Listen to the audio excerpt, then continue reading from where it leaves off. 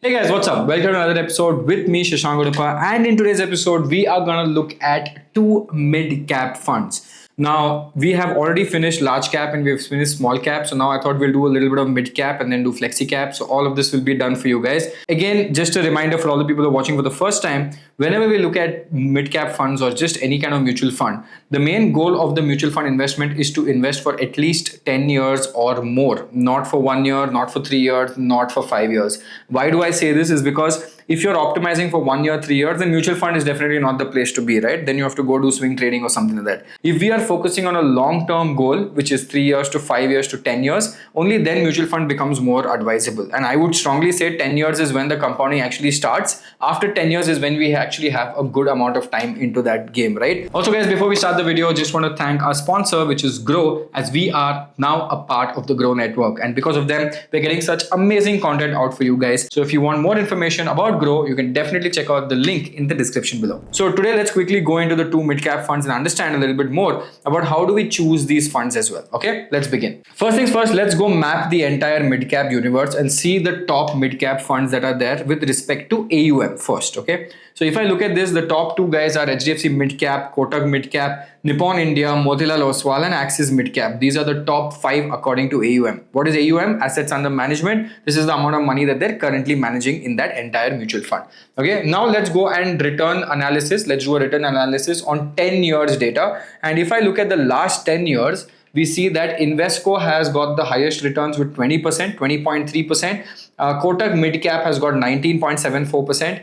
Edelweiss Midcap 19.61, 19.48 Motilal and Nippon India 19.06 and HDFC is at 18.97. Now I think you would have noticed if you ignore Invesco, because Invesco also has done really well in this last 1 year. If you see, Invesco has got 9.96% returns.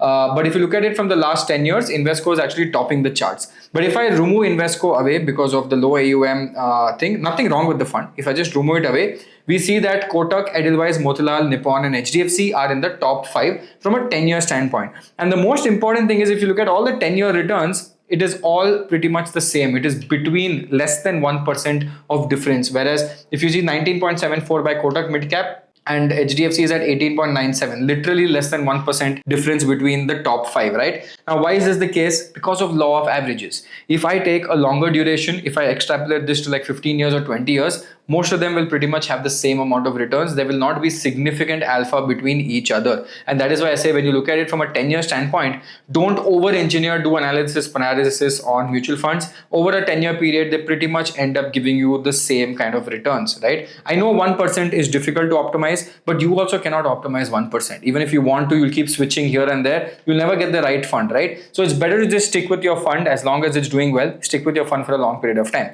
But again, long-term performance or past performance does not equal to future performance. So the next 10 years might be completely different. So that is why I prefer going with trustworthy brands, right? Brands that can pay the best managers, brands that can be there for a long period of time, brands that are also taking slightly less amount of expense ratio from me and giving me top 5 returns. So if I look at that, I will look at some funds now. We will look at now next, we will go to 5-star funds, right? Because Crystal rating 5-star is considered as good. So let's look at that. The top 2 funds here are Edelweiss Midcap and Motilal Midcap funds in the top 5 out of all that, and Invesco is also there. So first, let's look at Edelweiss. I'm going to remove Invesco from my list. Again, just a personal thing. You can also check it out definitely if you want. But I would rather go with Edelweiss and Motilal Oswal. Again, slightly higher AUM, slightly been there for a longer period of time. Again, if you feel that Edelweiss is also risky and you don't want to go into Edelweiss, then you can directly go to Motilal and Nippon, who are exactly at the similar range of AUM. But let's analyze all 3 just in case, because the returns are a little different, right?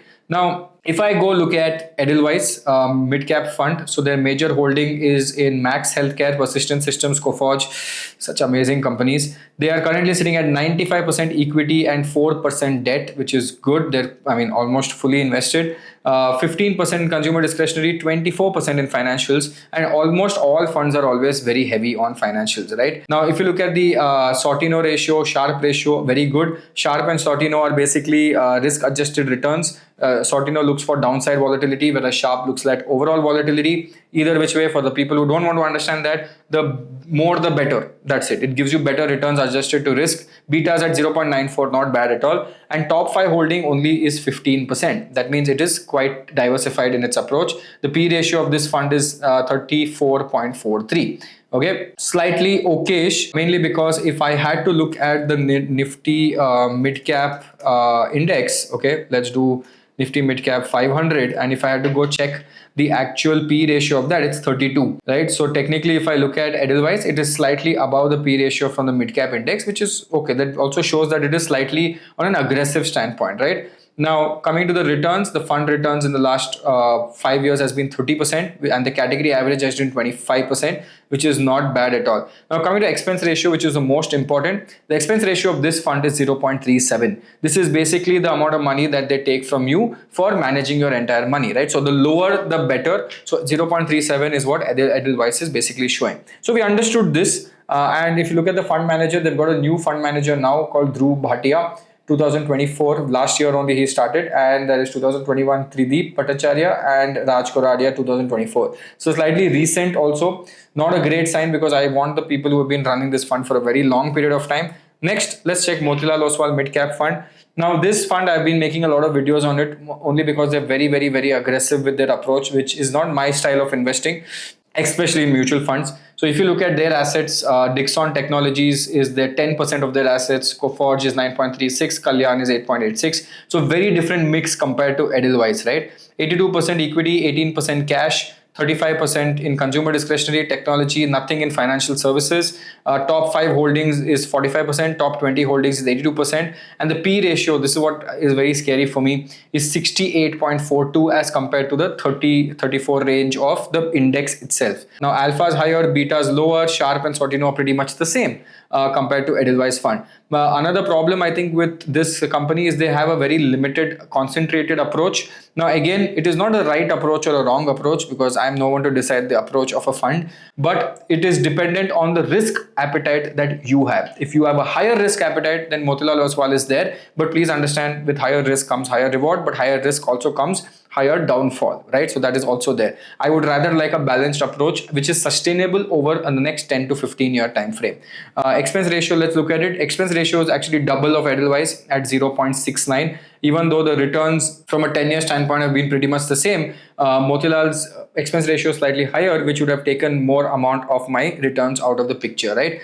Now, let us look at one more thing. Let us look at Nippon and HDFC as well, just to understand the ratios between them, because the difference between them all is like literally 1%, right? So I'm not too worried about the difference. So let's look at this company. They have BSE, Fortis, Chola, AU. So pretty much I can see a lot of financial companies here, Federal Bank, Power Finance. So 98% equity, all invested, cash 1.4. And this is a time when most of the people are actually sitting in cash. They are actually fully invested. Financials is 25%, 17% is consumer discretionary. If you look at here, P ratio is 28. So in fact, this PF is actually undervalued compared to the PF of the index, right? The PE of the index. If you look at the Sortino is better. That means risk adjusted return is better. Sharp ratio is good. Alpha is okay. Beta is less than 1. So it's actually very well adjusted to risk reward ratio as well, even though the returns is only 1% difference between the two. Only biggest problem here, look at the expense ratios, 0.71. That's a lot. That's a lot. So 0.71 as compared to, let's say, your Motilal Oswal is 0.67 and Edelweiss is 0.3. I think this is quite expensive from that approach, right? Assuming the fact that they all give pretty much the same amount of result. Let's look at a big brand, which is HDFC Bank. HDFC Mutual Fund. Here they have similar companies, Max Financial, Balkrishna, Coforge, Federal Bank, Glenmark. 92%, lot of money in cash. 7.2% is sitting in cash, heavy on financials and consumables. Looking at the P ratio, undervalued compared to the index, which is not a bad thing. Alpha is 5, beta is even lower at 0.85, so very well adjusted. Sortino is the highest at 1.83, so they have the best risk reward ratio, right? The drawdown will not be very significant and the upside will be quite good as well.